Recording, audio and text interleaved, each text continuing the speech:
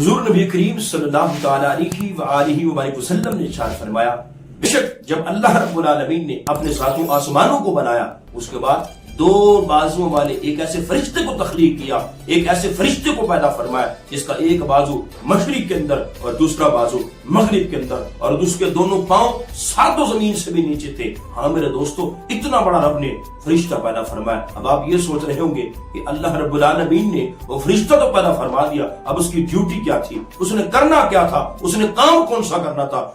حضور فرماتے ہیں کہ جب کوئی میرا امتی میری ذات کے اوپر ایک مرتبہ پیار، محبت، ذوق، شوق کے ساتھ درود پاک پڑھتا ہے تو اللہ رب العالمین اس فرشتے کو حکم دیتا ہے، اے فرشتے میرے رحمت کے، میرے نور کے سمندر میں غوطہ لگا۔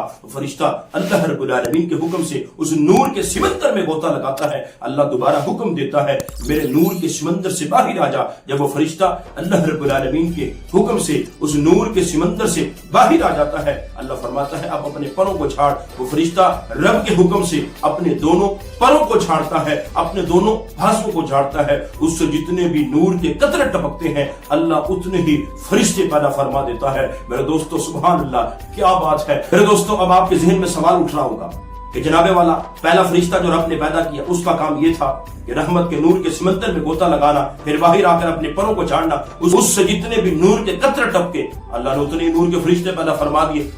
اب وہ جو نور کے فرشتے پیدا ہوئے جو رب نے پیدا کیے، اب ان کی ذمہ داری کیا تھی، ان کا کام کیا تھا؟ حضور فرماتے ہیں کہ اللہ رب العالمین ان فرشتوں کو، سب نوری فرشتوں کو حکم دیتا ہے، جس بندے نے میرے محبوب کی ذات پر ایک مرتبہ ذوق، شوق، پیار، محبت، اخلاص کے ساتھ درود پاک پڑھا ہے، تم نے قیامت تک کے لیے اس بندے کے لیے مجھ سے جنت طلب کرنی ہے۔